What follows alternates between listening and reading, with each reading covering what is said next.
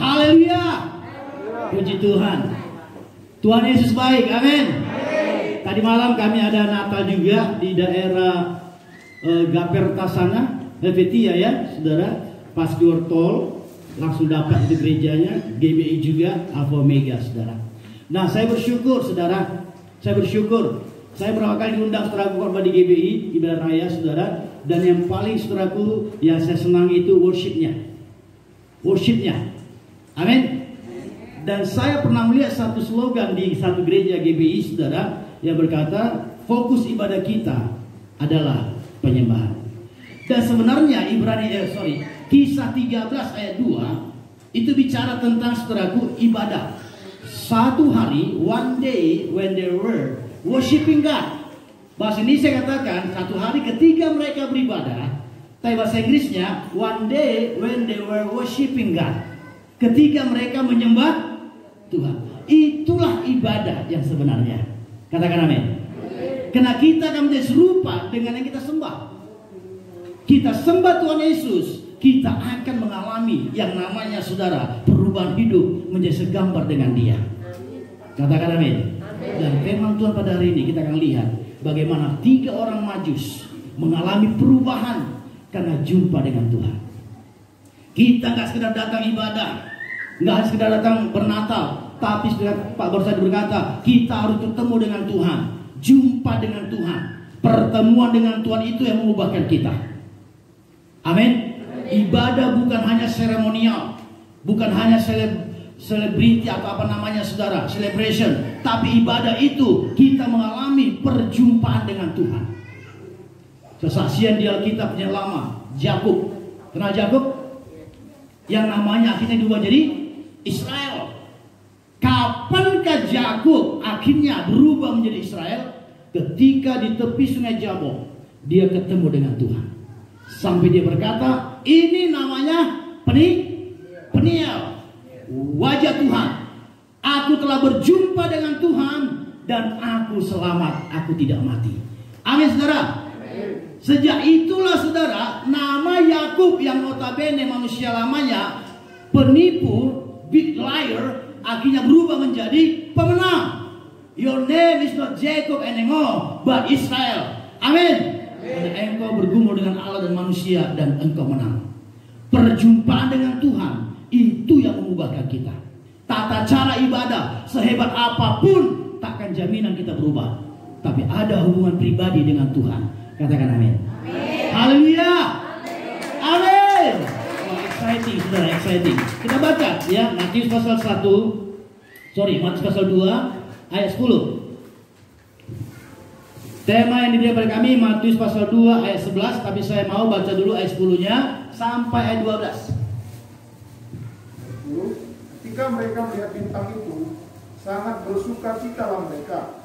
Maka masuklah mereka ke dalam rumah itu dan melihat anak itu bersama Maria ibunya. Lalu sujud menyembah Dia. Mereka pun membuka tempat harta bendanya dan mempersembahkan persembahan kepadanya, yaitu emas, kemenyan dan mur. Dan karena diperingatkan dalam mimpi supaya jangan kembali kepada Herodes, maka pulanglah mereka ke negerinya melalui jalan lain. Amin. Ayat yang ke-12 dikatakan, dan karena diperingatkan dalam mimpi supaya jangan kembali pada Herodes si serigala itu ya, maka pulanglah mereka ke negerinya. Katakan, pulanglah mereka ke negerinya. Melalui jalan lain. Jalan lain itu bicara new life mereka. Ya, cara hidup mereka, jalan hidup mereka berubah setelah ketemu dengan Yesus. Makanya saya katakan, setiap kita yang jumpa dengan Yesus pasti harus ada perubahan. Tadi Pak Bars berkata, semua kita punya kesaksian. Amin. Bersaksi, kita menceritakan kembali apa yang sudah Tuhan kerjakan dalam hidup kita. Agak beda dengan menginjil. Menginjil mungkin kita pakai ayat, saudara. Bersaksi tanpa ayat pun bisa. Yang penting kita ceritakan what God had done into our life. Apa yang Tuhan kerjakan dalam hidup kita. Dan saya percaya udah begitu banyak Tuhan perbuat dalam hidup kita. Amin. Kesaksian. Nah saudara, ini saudaraku, kehidupan 3 orang Majus akhirnya berubah. Pulanglah mereka ke negerinya melalui jalan lain. New life. Way of life mereka, cara hidup mereka, jalan hidup mereka mulai berubah. Katakan amin. Dan mukjizat yang paling besar bukan mati bangkit, bukan orang sakit sembuh, tuli mendengar bisu bicara. No, mukjizat terbesar, hidup kita diubah. Katakan amin saudara. Nah sebelum kita sampai pada ayat 12-nya saudara, kita baca ayat 10. Ketika mereka melihat bintang itu, sangat bersukacitalah mereka. Ketika mereka melihat bintang itu, dan memang bintang itulah yang menuntun mereka, menggiring mereka sampai kepada bayi Yesus. Amin. Karena bintang itulah yang membawa mereka, menuntun mereka kepada bayi Yesus, jumpa dengan Tuhan Yesus. Makanya saudara, Bapak Ibu juga, mudah-mudi yang ada di sini, kita semua, kita datang pun ke tempat ini mau jumpa Yesus, semua kena karya Roh Kudus. Maka Yohanes 16 berkata 13, Yohanes 16:13 berkata, coba. Tetapi apabila ia datang, yaitu Roh kebenaran, ia akan memimpin kamu dalam seluruh kebenaran. Amin. Terus. Sebab ia tidak akan berkata-kata dari dirinya sendiri, tetapi segala sesuatu yang dengannya, itulah yang akan dikatakannya. Dan ia akan memberitakan kepadamu hal-hal yang akan datang. Tetapi apabila ia datang, Roh kebenaran, Roh Kudus. Amin. The Spirit of Truth, Holy Spirit, Roh Kudus. Dia akan memimpin kita pada seluruh kebenaran. Dan Roh Kudus itulah yang membawa 3 orang Majus ketemu dengan Yesus. Malam ini, sore ini saudara, biarkan Roh Kudus berkarya sehingga kita bisa ketemu dengan Yesus. Amin. Saya dulu pernah dosen, saudara, ya. Saya nggak tahu apakah Wati sempat masuk saya, saudara, sempat ya. Saudara, saya pernah mengajarkan kita kisah para rasul. Dari semua kitab, ya saudaraku, surat kiriman Paulus, hanya kisah rasul lah, tidak ada salam penutupnya. Semua kitab dari Roma, Korintus, Galatia, Efesus sampai surat Tesalonika, itu semua selalu ada di closing dengan salam penutup. Betul nggak saudara? Tapi di kisah Rasul tidak ada salam penutup. Artinya apa? Karena karya Roh Kudus berlanjut on and on sampai Tuhan datang kedua kali. Karena tadi KTM, katanya Pak ya, KTM menangkan jiwa. Sampai kapan? Semalam saya kok juga di Natal saudaraku di daerah Helvetia, ya. Save the soul, save the lost at any cost. Selamatkan jiwa-jiwa berapapun harganya.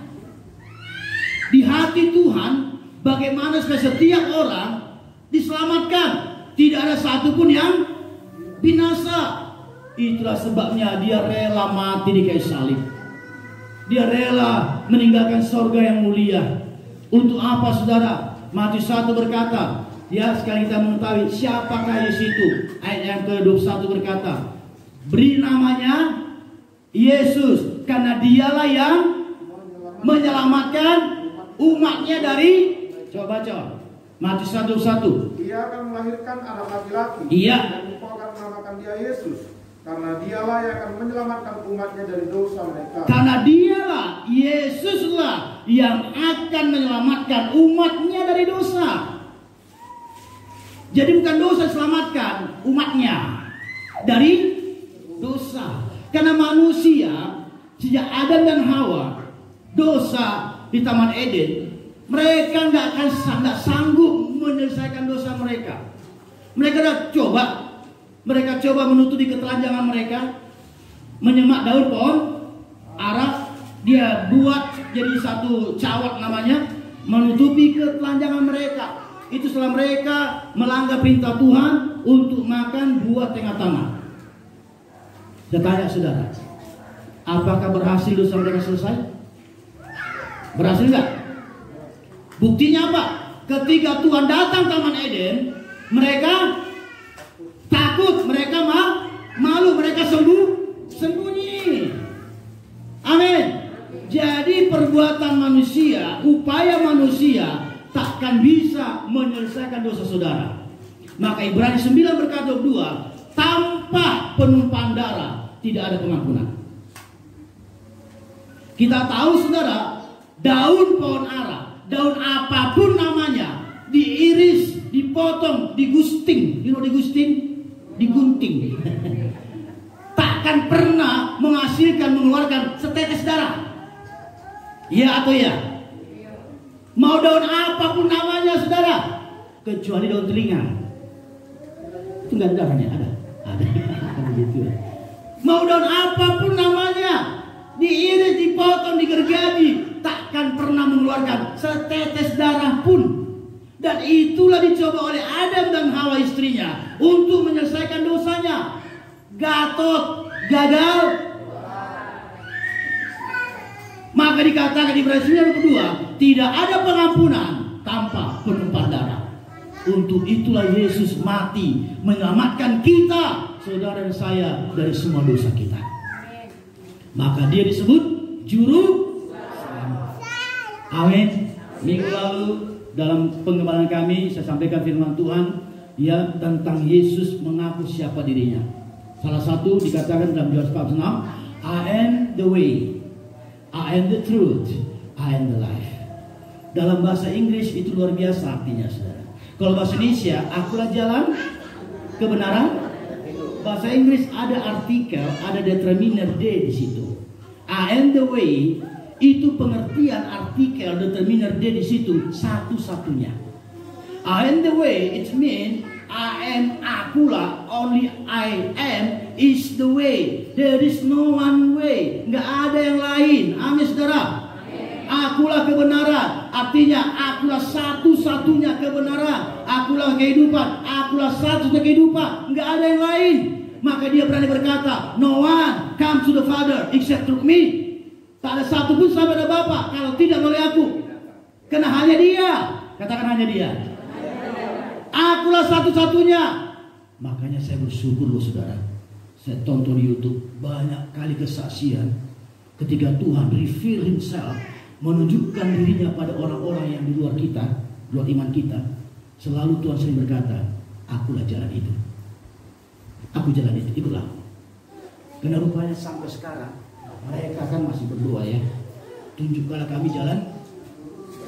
Dan Yesus berkata, I am the way. Ini akhir zaman. Suku Kedar Nebayo akan datang ke rumah Tuhan. Maka KTM tadi saudaraku kembangkan. Amin, kesatuan hati. Kemudian tumbuh bersama.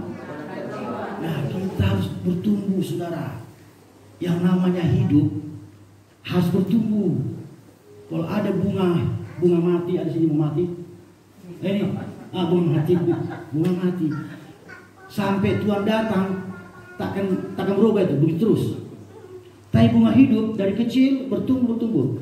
Nah saudara, kita ini sudah hidup. Artinya apa? Kita sudah dapat pengampunan dosa yang sudah ya lahir baru. Berarti roh kita hidup. Karena waktu Adam dan Hawa, sebelum mereka telah melanggar perintah Tuhan, Tuhan berkata apa? Semua buah pohon di taman ini boleh kau makan. Hanya satu yang tidak, adalah buah pengampunan. Kalau kau makan buah itu kau akan mati. Saya tanya saudara, apakah Adam dan istrinya Hawa mati fisiknya? Tidak, bahkan mereka masih berkelanjutan sampai lahir anak mereka, Kain dan Amin. Lalu apa mereka yang mati? Rohnya mati. Tak bisa lagi mengalami persekutuan dengan Tuhan. Nggak bisa lagi menikmati hadirat Tuhan. Saya suka lagu Israel Houghton. Your presence is heaven to me. Your presence is heaven to me. Oh Jesus, oh Jesus, your presence is heaven to me. Oh, aduh luar biasa saudara. Amin. Ada suasana sorga. ketika kita menyembah. Dan saya bukan orang GBI saudara, tapi saya mengerti worship. Saya tahu penyembahan saudara. Dan saya sudah terangkan sama jemaat, ini pengerja saya saudaraku, Mari Sinamo. Sudah saya terangkan di pengumuman kami, untuk kita bisa mendekat dengan Tuhan lewat worship. Saya ngerti tabernakel. Tabernakel itu saudara, ada ruang, ada halaman pelataran, ada ruang kudus, ada ruang maha kudus. Di ruang kudus itu ada 3 peralatan. Ada pelita emas, ada meja roti sajian pertunjukan, ada mezbah dupa. Dan tahukah saudara, apakah yang disebut penyembahan di sana? Mezbah dupa. Dan ternyata mezbah dupa itu yang paling dekat dengan pintu tirai perobekan daging. Amin. Di mezbah dupa itu, 4 sudut itu masing-masing ada tanduk. Tanduk itu gunanya untuk merobek. Jadi kalau kita makin kuat dalam penyembahan yang benar ya, penyembahan yang benar dalam roh dan kebenaran, kita akan lebih gampang merobek perbuatan daging kita. Halo, haleluya. Karena pelita emas itu, amin, pelita emas itu bicara persekutuan dengan Roh Kudus.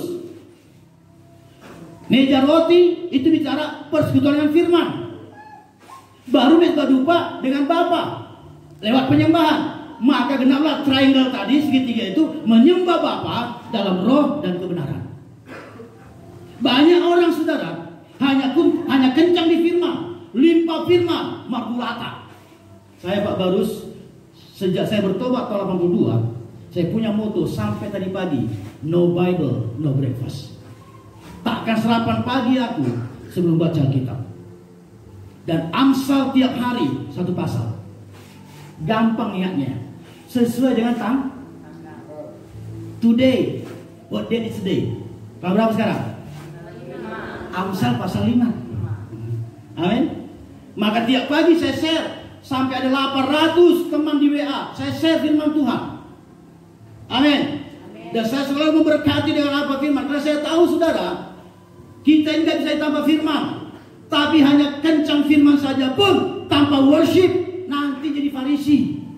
Sombong, kerjanya menghakimi, judge to judge.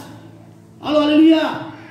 Dan ternyata saudaraku, keintiman kita dengan Tuhan, kedekatan kita, nearness kita dengan Tuhan, itu ada hubungan dengan worship kita. Perempuan Sino-Fenisia Kanaan, ketika dia datang pada Yesus, Tuhan, tolonglah anakku sakit keras, hampir mati.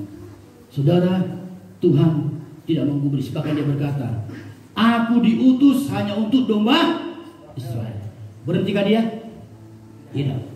Dia datang lagi dia saudara. Dan Alkitab berkata saudaraku, kita baca Matius pasal 15 ayat 25-nya. Supaya kita paham sesuai dengan firman Tuhan hari ini, penyembahan. Temanya adalah penyembahan. Amin. Matius 15:25. Tetapi perempuan itu mendekat dan menyembah. Tetapi perempuan itu mendekat dan jadi kedekatan kita dengan Tuhan nggak bisa dipisahkan dengan penyembahan kita. Amin. Saudara bisa dengar khotbah sampai 1 jam, bisa dengar firman Tuhan sampai 2 jam, tapi jarang nangis. Saya bisa khotbah margulata sampai 3 jam saudara, takkan ada nangis. Tapi menyembah kita kadang hanya 10 menit, air mata bercucuran. Itu membuktikan kekuatan penyembahan membuat kita lebih intim dengan Tuhan. Amin. Amin saudara. Amin. Maka dikatakan menyembah Bapa dalam roh dan kebenaran. Tapi hanya firman saja kencang kita, limpah firman saudaraku. Lalu ada juga kebalikannya, limpahkan Roh Kudus, tapi gak suka firman. Itu bahaya juga, ngeroh namanya. Tuhan suruh kita hidup dalam roh, hidup oleh roh. Amin. Bukan roh. Sikit-sikit apa kata Roh Kudus, sikit-sikit apa kata Tuhan. Terakhir saudaraku, yang salah pun katanya kata Roh Kudus. Roh Kudus gak mungkin ngomong kalau bertentangan firman. Amin. Banyak yang bersalahan karena firman Tuhan selalu saudaraku didukung oleh Roh Kudus. Tak pernah Roh Kudus bicara tapi bertentangan atau melanggar firman-Nya. Haleluya. Amin saudara.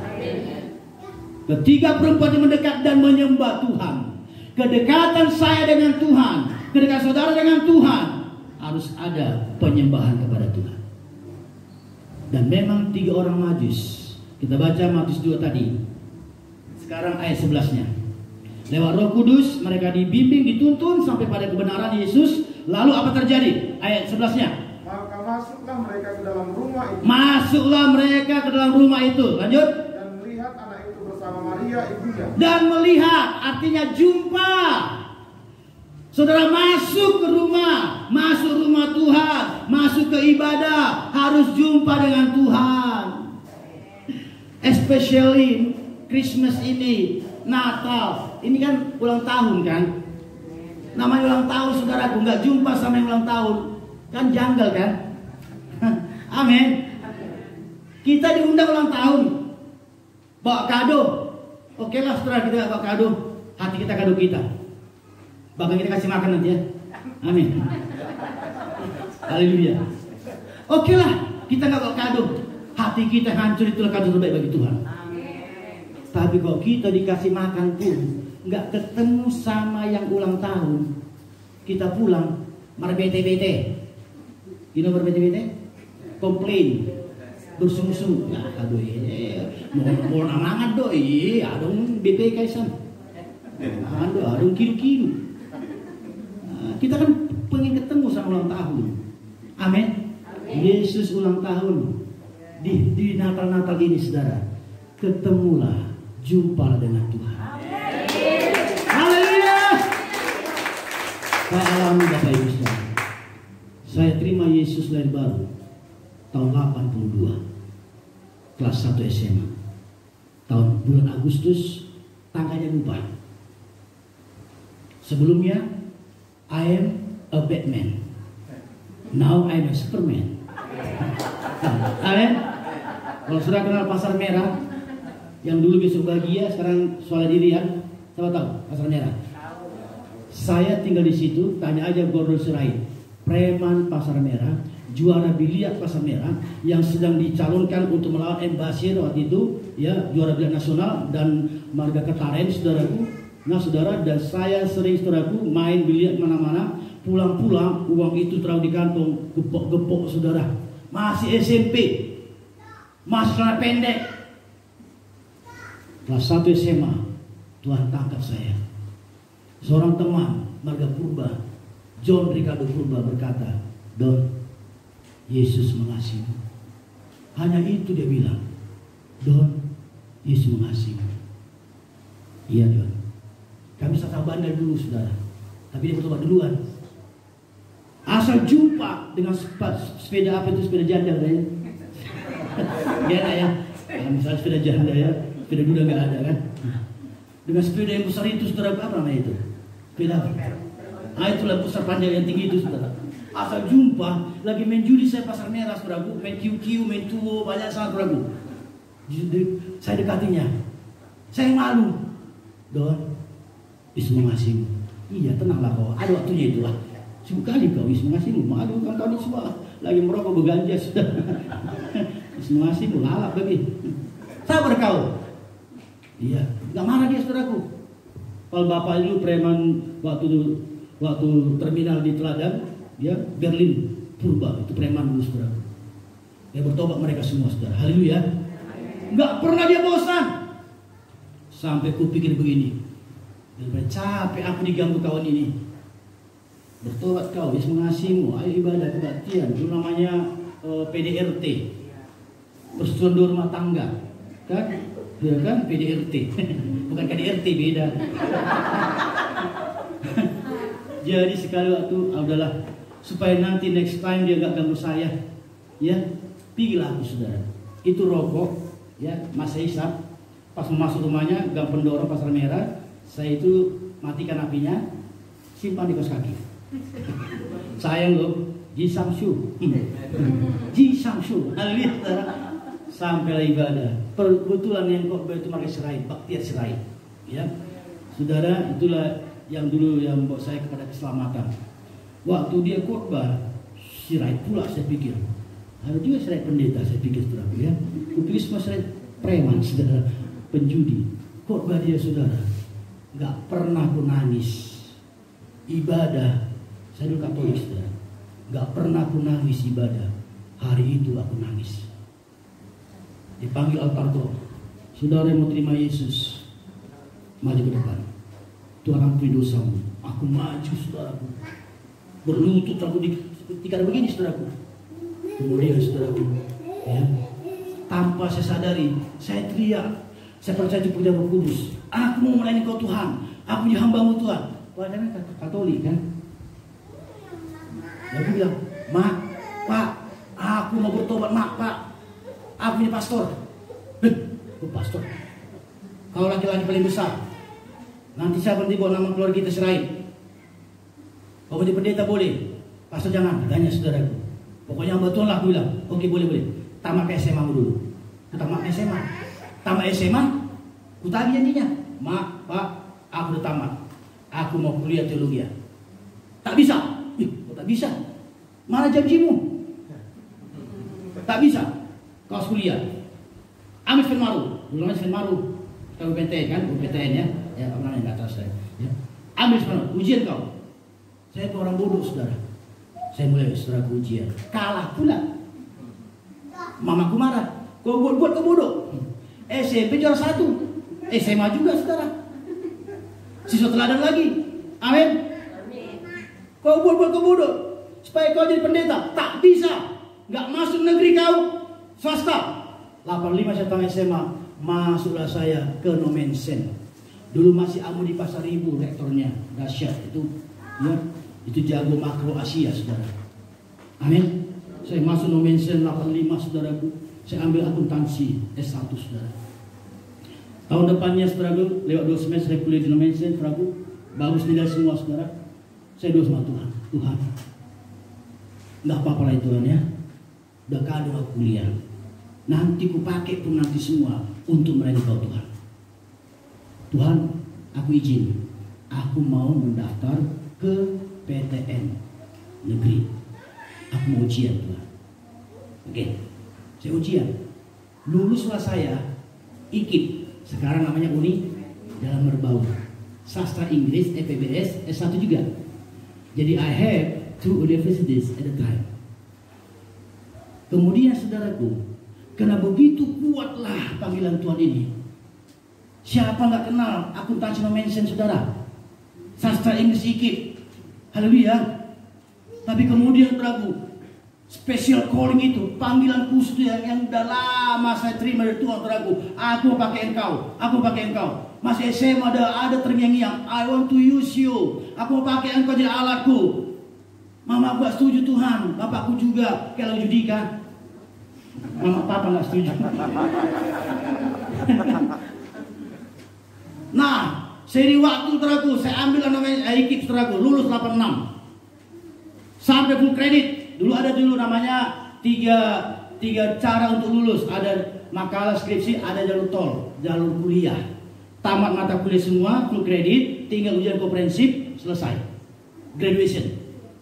Saya selesai mata kuliah, tapi karena begitu kuat panggilan Tuhan, dan waktu ujian negara cicilan Nomensen, pas mata kuliah terakhir teori akuntansi, saudaraku, Pak Katio, selesai ujian UNC, namanya teori, saudaraku, hitungan pandai, ya, apalagi bisa bahasa Inggris, NPA, ya, norma pemeriksaan akuntan dalam bahasa Inggris, ICPA, gampang, saudaraku.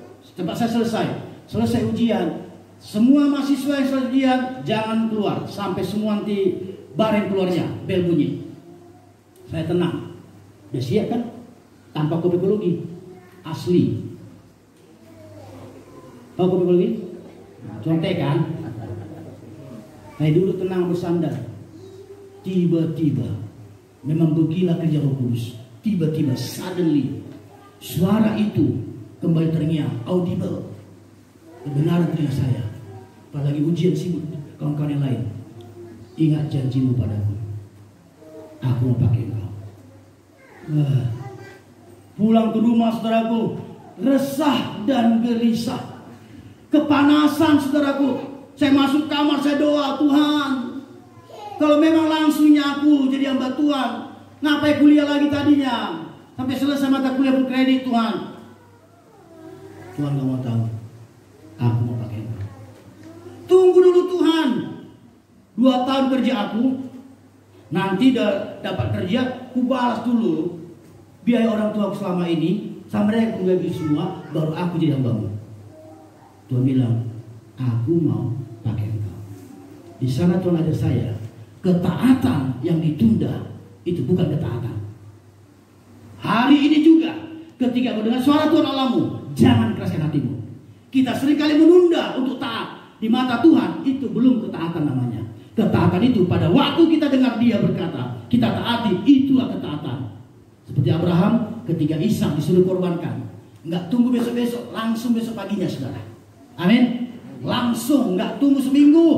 Haleluya. Akhirnya aku nyerah. I surrender, Lord.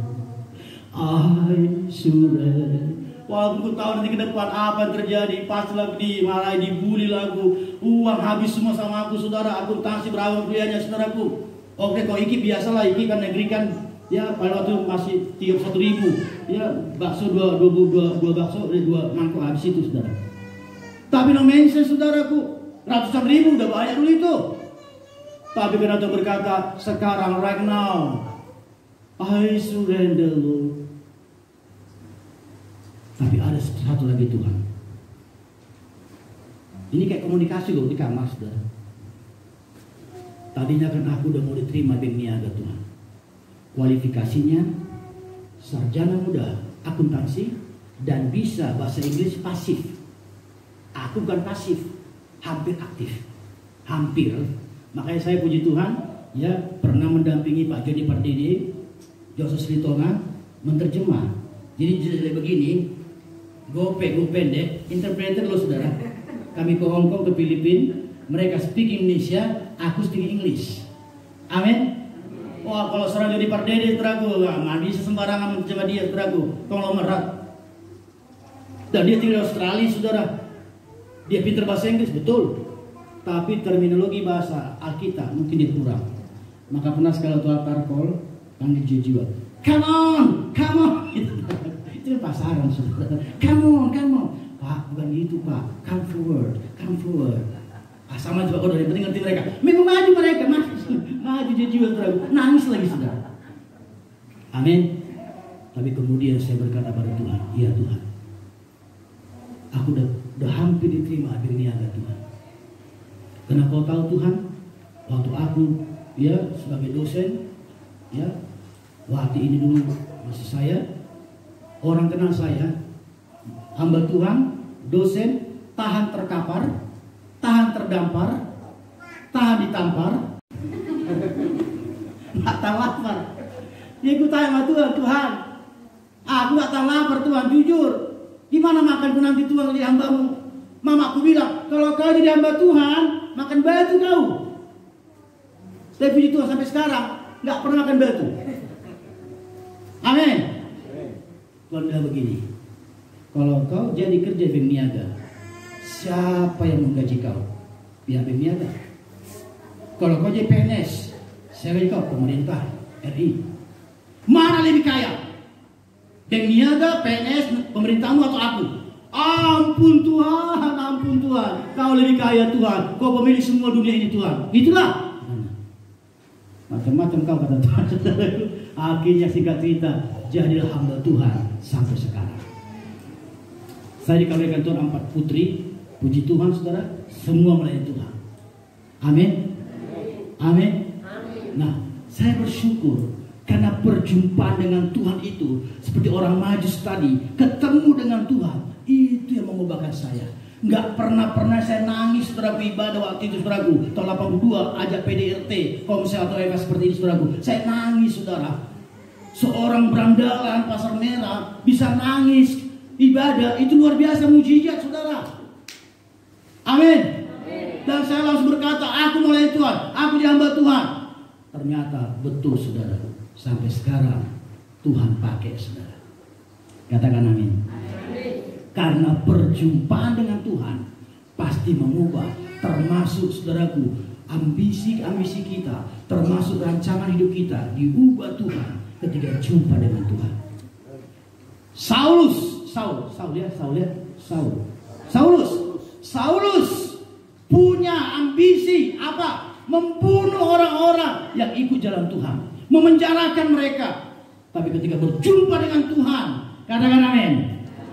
Lewat dia satu cahaya yang begitu terang, saudara. Dia diterpa cahaya, dia jatuh dari kudanya, langsung berkata, Saul, Saul, why did you persecute me? Kenapa kau aniaya aku? Siapa kau Tuhan? Akulah yang kau aniaya itu. Akhirnya Saulus bertobat, berjumpa dengan Tuhan. Saudara, destiny hidupnya pun berubah, tujuan hidupnya berubah. Katakan amin. Akhirnya dia jadi rasul yang pakai Tuhan luar biasa. Kita semua di sini, kalau kita mau jumpa dengan Tuhan, hidupmu pasti akan dibela sama Tuhan. Dibela sama Tuhan. Amin. Tapi jumpa dengan Tuhan. Nah, dikatakan dalam Matius pasal 2 tadi, ayat yang ke-11, lalu mereka masuk ke rumah itu dan melihat bayi Yesus. Kemudian menyembah. Ini intinya, saudara. Haleluya. Ketemu dengan Yesus, langsung sujud menyembah. Maunya begitulah kita. Asal ada firman Tuhan, ada ibadah. Saudara, jangan pernah lupakan worship. Saya katakan di tempat kami, pengembangan kami, saudaraku, jangan pernah kurangi penyembahan. Amin. Jangan pernah kurangi penyembahan. Kenapa, saudara? Karena waktu worship itulah kita bisa menikmati Tuhan sesungguhnya, saudara. Ada kedekatan dengan Tuhan yang sangat terasa. Ya, terasa memang, saudara, kalau kita dalam penyembahan. Dan ketiga orang Majus menyembah kepada Yesus. Setelah menyembah, apa lagi? Mereka pun membuka tempat harta benda. Amin. Menyembah dan persembahan. Saudara pikir, namanya pun Pak Pendeta, ya, keselamatan kan anugerah. Ya udahlah, anugerah cuma-cuma, gratis, free charge, nggak dikenakan apa-apa. Itu kan bukan free wifi, saudara. Tapi kalau untuk Tuhan, namanya kita beribadah, saudaraku, selalu bawa korban sama Tuhan. Dalam kitab Keluaran, semua itu asal ada disinggung mengenai ibadah, selalu ada korban. Orang Majus mengerti ini, saudara. Ketika mereka jumpa dengan Yesus, mereka langsung menyembah, dan gak lama mereka buka korban persembahan mereka. Memang hati yang hancur itulah yang paling utama Tuhan cari. Tapi kalau memang ada sama kita, saudara, amin, amin, apa salahnya bantu saudara kita yang susah? Haleluya, amin. Semalam saya teleponan saudara kita Agustini 10, ya, dia bilang begini, aduh bang, siapa kenal abang? Dulu pun kami kenal abang. Abang paling sosial di semua kawan-kawan yang lain. Sosial. Saudara, saya percaya, saudaraku, sosial itu juga adalah satu bentuk pelayanan daripada tubuh Kristus. Khususkan bagiku 7 orang, kata Paulus, ya, kata Rasul utama, yang bisa melayani meja. 7 orang terkenal baik, penuh Roh Kudus, yang bisa melayani meja. Ternyata dalam bahasa Inggrisnya aslinya katakan social ministry. Amin. Itu namanya diakonia. Haleluya, saudara. Kalau memang bisa. Kok tadi Pak Barus dengan versi lain, saudaraku, orang yang punya utang sama dia, Tuhan suruh hapuskan, itu dahsyat loh, saudara. Dahsyat, saudaraku. Dia masih punya pikiran, dia masih punya kalkulator, katanya, saudaraku. Haleluya, saudaraku. Dahsyat, saudara. Dan saya diingatkan Tuhan, dosa juga merupakan utang, debt. Dan Tuhan Yesus datang menebus dosa kita. Bangga gak kita? Senang gak kita? Bahagia gak kita? Utang kita selesai. Saya percaya orang yang berutang dengan Pak Barus, ketika dikatakan sudah selesai utang kalian, senang gak? Waduh, bujur Pak Barus, utang lagi ya? Janganlah. Itu namanya wah terlalu. Amin. Wah, kalau utangnya besar dihapuskan. Ada perumpamaan Alkitab. Ada 2 orang berutang, satu kecil, satu besar. Raja berkata, hapus semua. Siapa yang paling bersyukur? Yang utangnya banyak. Dosa kita dari mulai kita lahir, ada dosa turunan, ada dosa Adam dan Hawa. sampai kita besar dewasa, saudaraku, banyak berakumulasi dosa kita, bertumpuk-tumpuk. Tapi ketika kita datang pada Yesus, langsung Tuhan hapus dosa kita. Tuhan selesaikan utang dosa kita lewat darahnya tercurah di kayu salib. Makanya makin bersuka cita kita, makin bersyukur kita, karena dosa kita paling banyak, paling besar sudah Tuhan tanggung di kayu salib. Dia yang tidak mengenal dosa dijadikan dosa karena kita, supaya oleh Dia kita beroleh hidup yang kekal. Amin. Malam ini, kalau saudara merasa aku masih orang berdosa, aku mau terima Yesus, aku mau ikut Yesus, saudara. Karena kalau kita percaya Yesus sungguh-sungguh, saudaraku, kita ikut Yesus, saudaraku, sorga itu jaminannya, saudara. 1 Petrus 1:9 berkata, tujuan iman kita adalah keselamatan jiwa kita. Itu paling utama. Amin. Dosa selesai, sorga milik kita, apalagi yang kurang. Haleluya. Ada berkata, emangnya kita bisa tahu pasti kalau mati ke sorga? Apa nanti nggak waktu mati aja ketahuan? Wah, terlambat dong, saudara. Kalau di sini ada angkut apa dari Amplas? A97 ya. Kalau saya dari Amplas atau dari Patang, itu tujuannya kan ke Pancur Batu ya. Nah, saudara, karena ada tertulis di angkut itu Amplas Pancur Batu, saya naik pasti akan sampai ke Pancur Batu. Betul nggak, saudara? Saya nggak perlu tanya supir angkotnya, "Lai, sini, ini angkot Pancur Batu nggak?" "Iya, kan kau baca tadi itu, depan itu." 10 menit kemudian tanya lagi, "Lai, ini ke Pancur Batu?" "Iya, kan ditulis itu di kaca spion depan itu, kaca depan." Kemudian tanya lagi, "Sini, ini ke turun untuk." Dan kita nggak pernah begitu loh, saudara. Kita baca sekali aja di terminal atau di jalanan, kita naik di pinggir jalan, saudaraku, tengah jalan, kita baca Pancur Batu, tujuan Pancur Batu, langsung naik kan? Amin. Sampai tiru kita bisa, karena kita yakin bahwasanya itu angkot akan bawa kita ke Pancur Batu. Kenapa tujuan tulisan di angkot, tulisan di KPUM kita bisa percaya? Tulisan di Alkitab berkata, "Aku jalan kebenaran hidup." Kita nggak percaya. Kita berkata, mudah-mudahan, barangkali barang dikali tenggelam. Dalam Yesus ada mudah-mudahan, kepastian. Amin. Asal kita benar percaya pada Yesus dan ikut Tuhan sungguh-sungguh, sorga itu adalah upah kita paling mahal. Untuk menutup korban ini, di kayu salib ada 2 penjahat.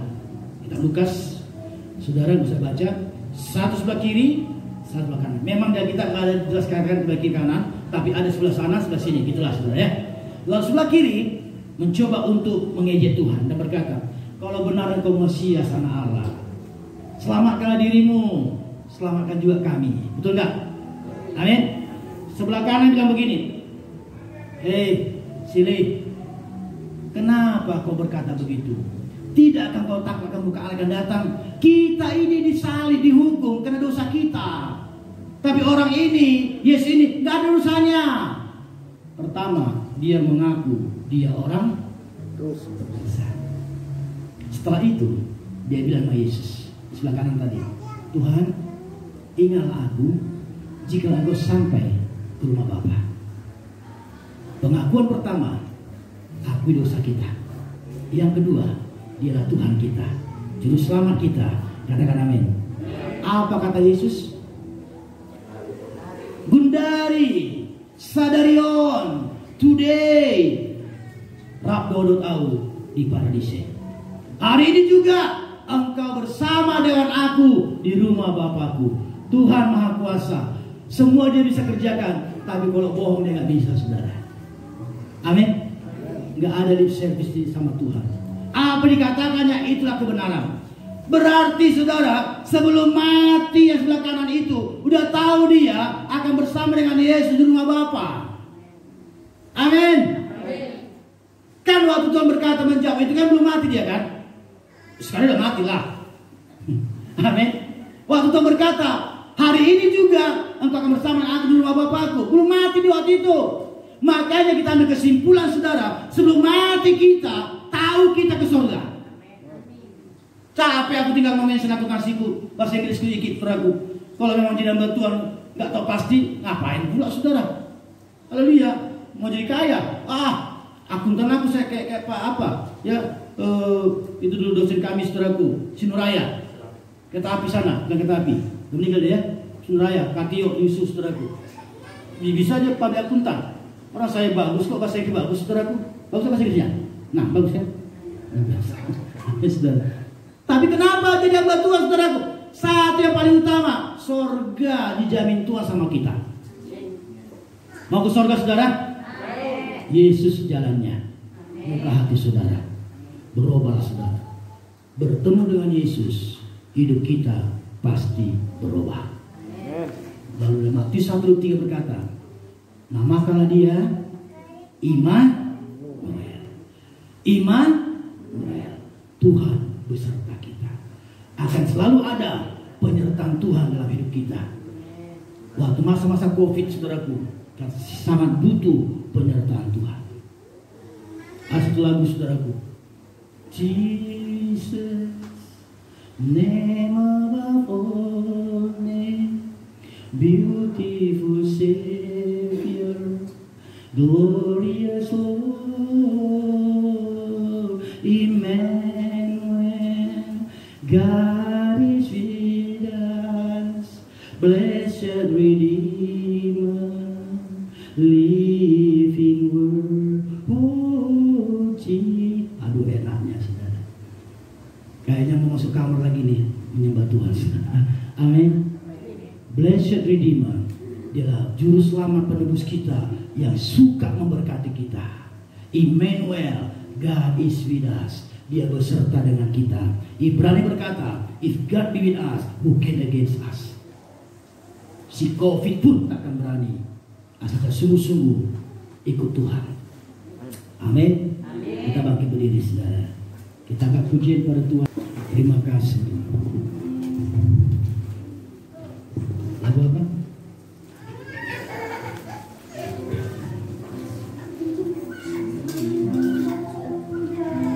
Puji, amin. Semua puji.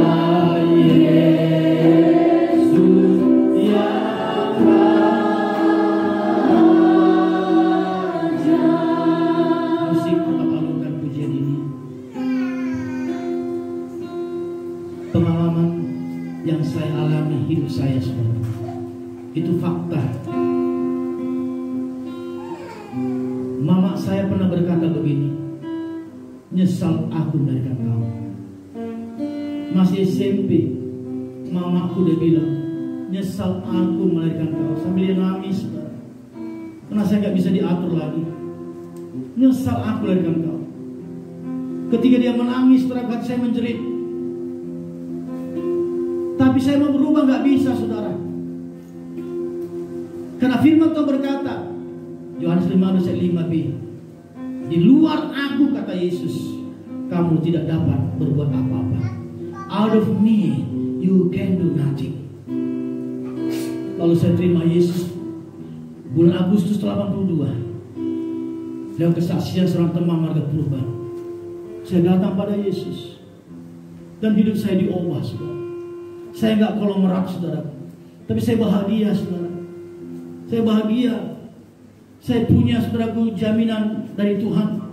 Bagaimana Tuhan janji, aku akan melindungi engkau, aku Immanuel bagimu. Pada hari ini, di momen yang indah ini, saudara, jika ada di antara kita yang memang belum pernah sama sekali menerima Yesus secara pribadi dalam hidupnya, saya minta saudara untuk maju ke depan sebentar. Kita akan berdoa.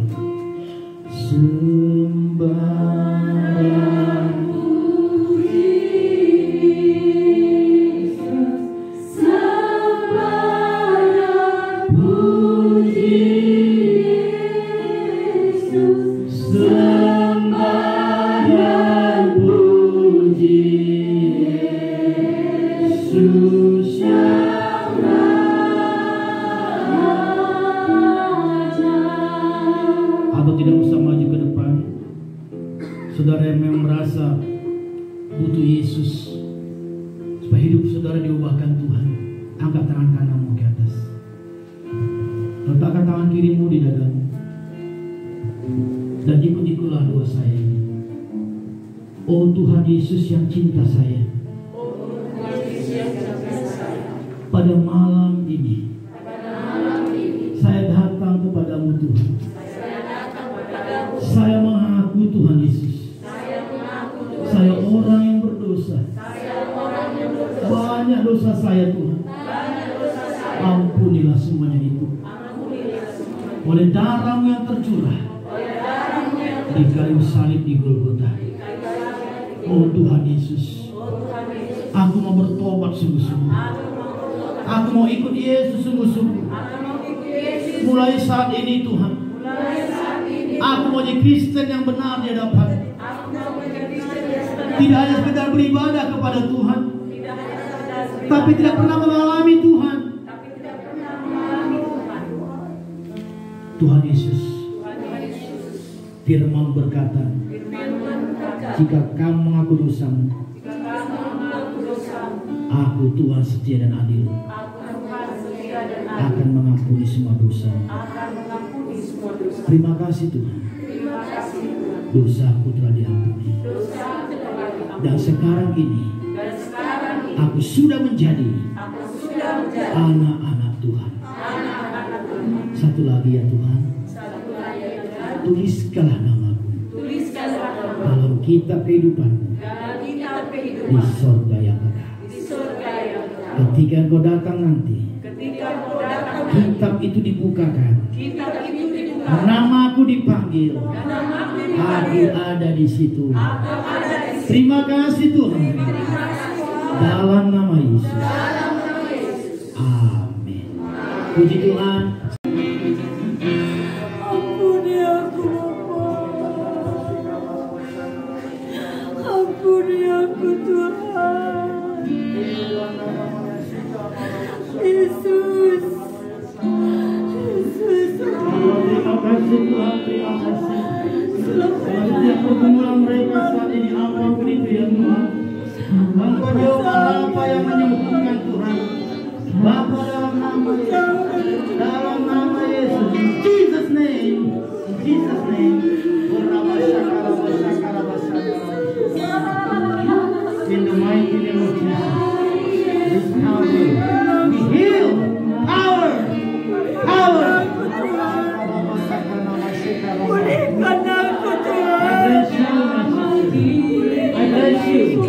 I bless you in the mighty name of Jesus. In the mighty name of Jesus. In the mighty name of Jesus. Jesus.